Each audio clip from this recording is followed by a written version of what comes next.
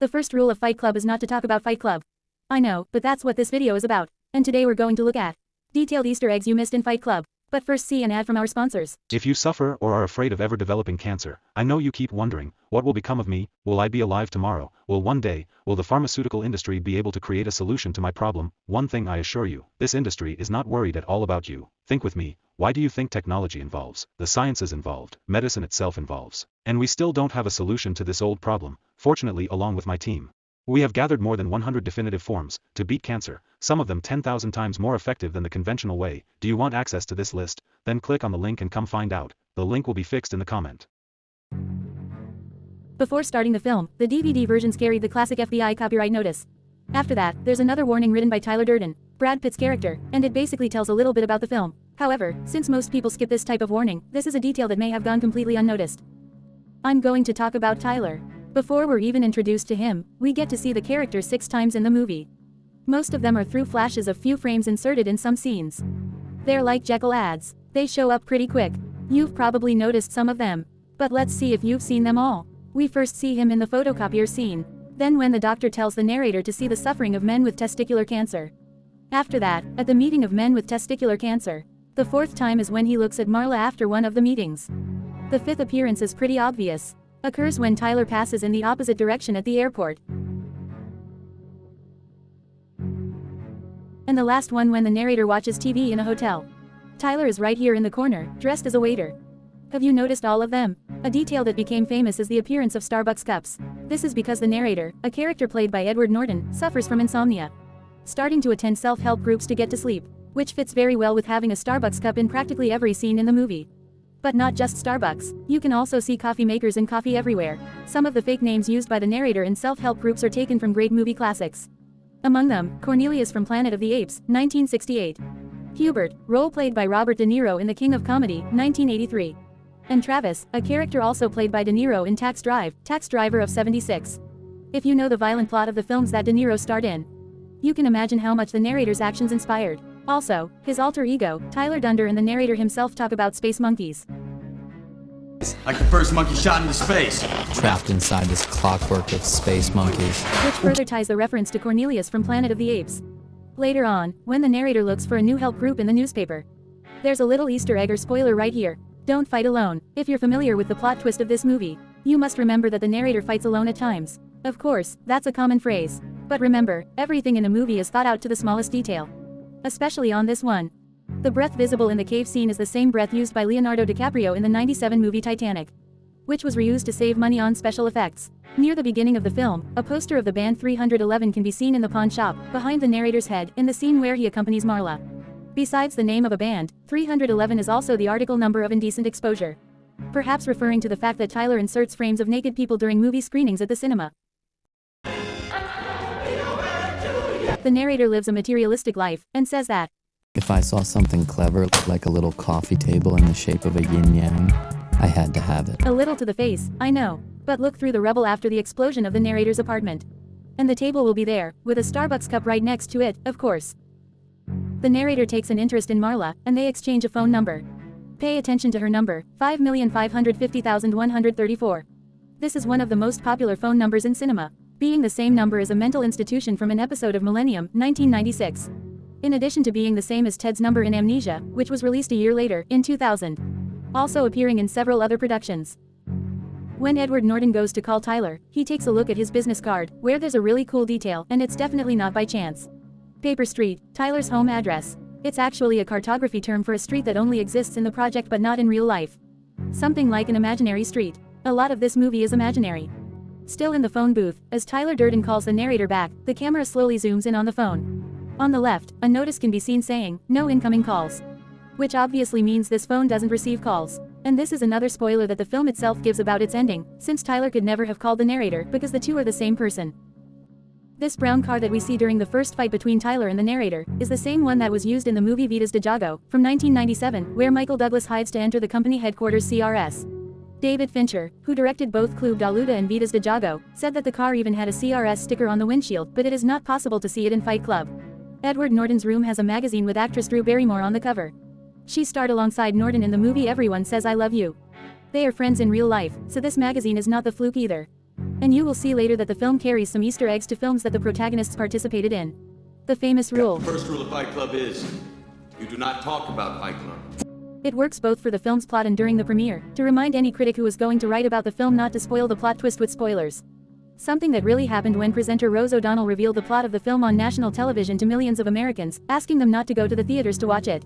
And really, the film did not meet the expectations of the studio, and despite not having made a loss, it was considered a failure at the box office.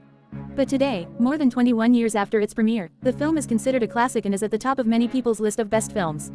A lot of people like me and people I know. And maybe you too since you're watching this video. One thing I noticed is that during the forensic scene of the burned car, one of the professionals says that the fat burned the seat. Father must have been you. Did you see where the fat's burned to the seat? Probably has a shirt. In the movie, Tyler uses human fat to make luxury soap, and he also uses it to make nitroglycerin to make some fires.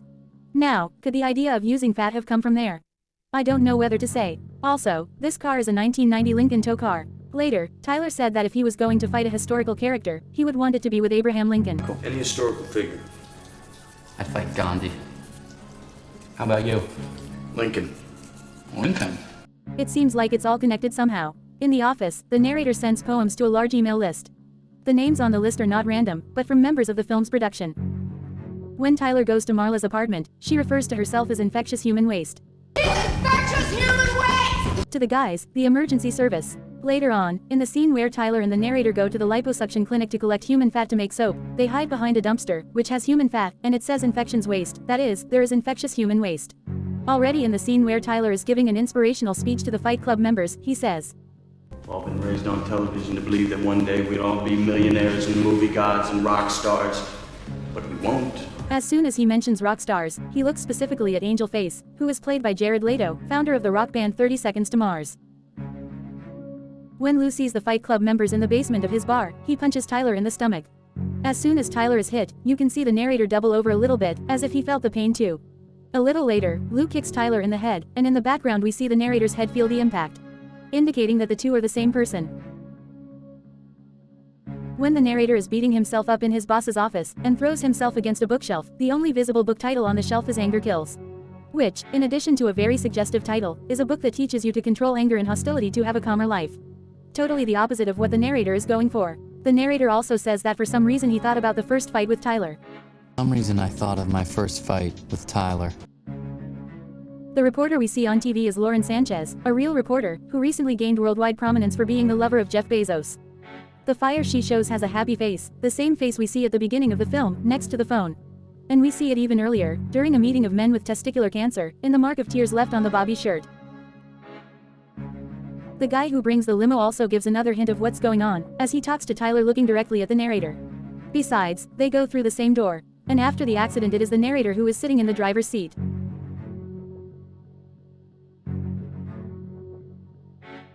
The Fight Club members are given the task of starting a fight in the street, and losing it. You're gonna go out, you're gonna start a fight with a total stranger, and you're gonna lose. It seems easy, but people will do anything to not get into a fight. One of the members throws water on people passing by on the sidewalk, and this priest who ends up falling for the provocation can be seen at the end of the film inside the house making explosives. Looks like the club gained another member. In the scene where the club destroys the Gratifical coffee shop, it was actually a Starbucks to be destroyed. But Starbucks didn't mind the director putting their product throughout the movie, but they didn't want their name destroyed in that scene. So the sculpture collides with a generic coffee shop. When the narrator talks to Marla outside the restaurant, it is possible to see the film 7 years into bed being shown in cinemas. This is a movie starring Brad Pitt in 1997. The strange thing is that the poster is missing a letter T. Did it not fit there?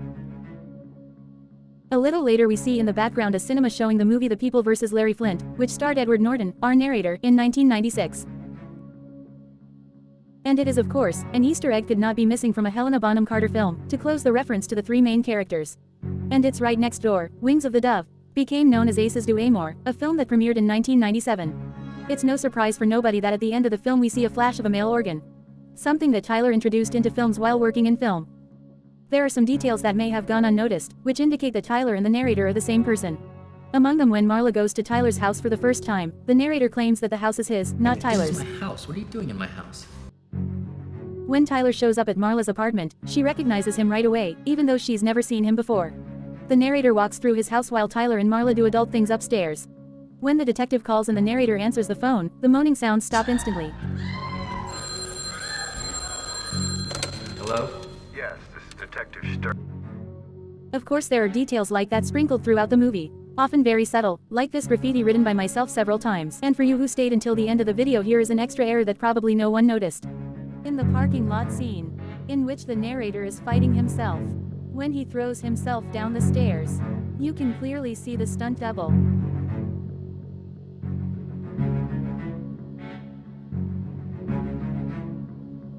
For this few I expected. If you remember any other cool ones, just leave them here in the comments. I think as a fan you should know a lot of these details, but it's always nice to be able to see a video about a movie we like. And if you remember something that wasn't mentioned here, or have any suggestions for content, you already know, just leave it in the comments. I'll stop here, a big hug and until next time.